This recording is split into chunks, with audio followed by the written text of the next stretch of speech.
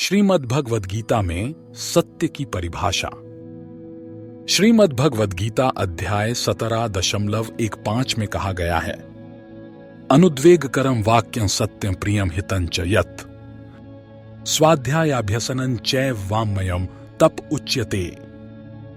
अर्थ, ऐसा वचन जो किसी को कष्ट न पहुंचाए, सत्य हो, प्रिय हो और हितकारी हो तथा जो वेदाध्ययन और अभ्यास से जुड़ा हो, वह वाणी का तप कहलाता है।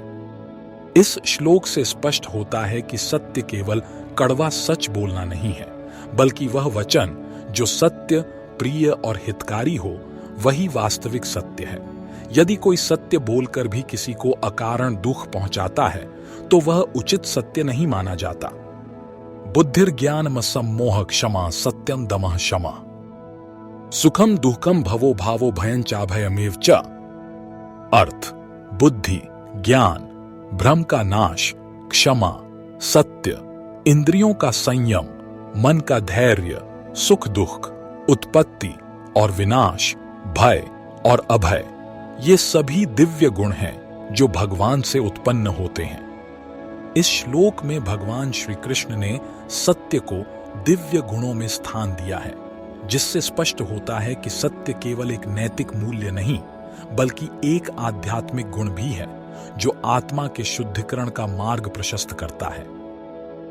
अभयम सत्व संशुद्धिर ज्ञान योग व्यवस्थिते दानन दमश यज्ञश्च स्वाध्यायस्तप आर्जवम अहिंसा सत्यम अक्रोधस्त्यागः शांतिर्पैशुनम। अर्थ, निर्भयता, अंतःकरण की शुद्धि, ज्ञान में दृढ़ता, दान, इंद्रिय संयम, यज्ञ, स्वाध्याय, तपस्या, सरलता, अहिंसा, सत्य, क्रोध का अभाव, त्याग, शांति और दूसरों की निंदा न करना, ये सभी दिव्य गुण हैं।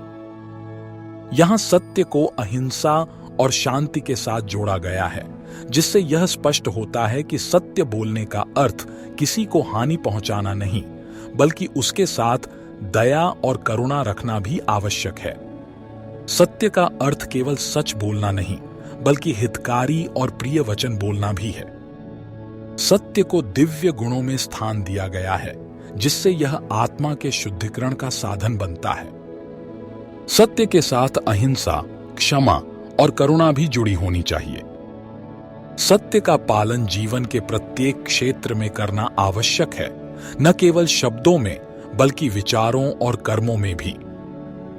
अतः गीता के अनुसार सत्य केवल शब्दों की अभिव्यक्ति नहीं, बल्कि एक संपूर्ण जीवन शैली और आध्यात्मिक पथ है, जो आत्म साक्षात्कार और परमात्मा की प्राप्ति का मार्ग प्रशस्त करता है।